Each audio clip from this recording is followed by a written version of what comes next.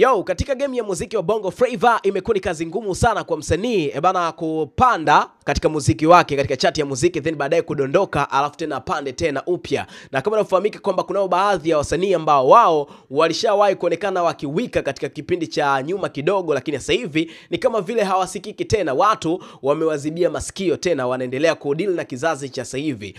Ifahamike pia wakina Ray C, wakina 20% na wasanii kadha wao washikufanya makubwa katika muziki wa game ya Bongo Flava, lakini sasa hivi ni kama vile hawasikiki tena. Lakini pia kwa jitihada za Numzi Wanda, sasa hivi ameweza kuonekana kwamba yuko na jitihada za kutaka kurudi tena kwenye muziki wa Bongo Flava, licha kwamba hapo zamani kufanya mambo makubwa kinoma noma katika nyimbo zake ambazo ziliweza kupendwa na baadhi ya watu tofauti. Numzi Wanda aliweza kutangaza nia ya kuweza kufanya collab pamoja na Diamond Platnumz, na aliweza kushare jumbe tofauti ambazo zikiwa zinaonesha kwamba jitihada zake binafsi kwa ajili ya kuweza kupata collab yake yeye pamoja na Diamond Platnumz.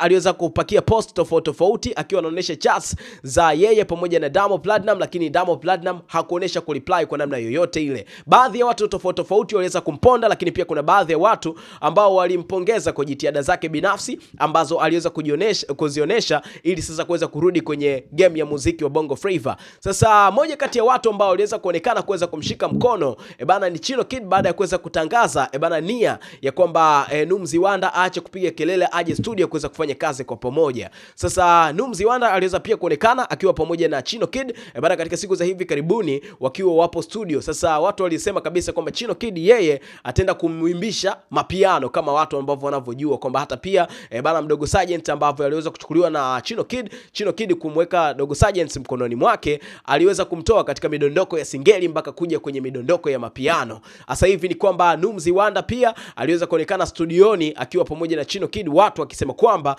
anaweza akaimbishwa amapiano. Numzi Wanda kwa kumshukuru Chino Kid alianza kuambatanisha picha ya Chino Kid, na kwenye upande wa caption ujumbe ambao Numzi Wanda aliweza kumshukuru Chino Kid alisema kwamba moja ya kitu ambacho dunia hawajui ni kwamba una upendo na kuthamini cha mtu au hisia za mtu. Kiukweli unaniheshimu, lakini pia wewe anasema japokuwa mimi ni kaka ila you are my boss na kuombea ubaki kuwa boss of the time. So akawa ametag pale One Man Gang can't wait to sign. So huo ndio ujumbe ambao Numzi Wanda aliweza kupost kama pongezi tu za kuendelea kumshukuru Chino Kid kwa mengi mazuri ambayo amekuwa amemfanyia. Sasa mbali na hapo ni kwamba Numzi Wanda ametangaza rasmi kwamba Chino Kid yeye ameweza kumpatia apartment mpya, yani kwamba amempangishia ya kuweza kuishi katika siku za hapa kipindi ambacho bado anaendelea kujitafuta. Sasa ujumbe ambao Numzi Wanda aliweza kupost kupitia ukurasa wake wa Instagram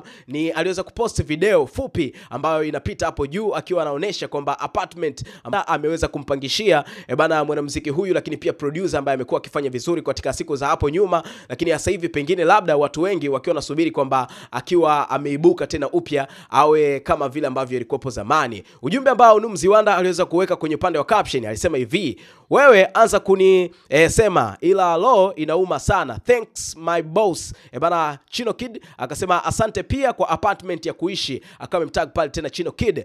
Ngoma zinakuja, One Man Gang akawa amewatag pale. So huo ndio ujumbe ambao Numzi Wanda aliweza kupakia kupitia ukurasa wake wa Instagram akiwa anaonesha apartment ambayo Chino Kid ameweza kumpangishia baada ya depression kubwa sana ambayo msanii huyu aliweza kukutana nayo. Ni upi mtazamo wako kwa mdau wa burudani kutoka kipande chochote ambacho upo right now?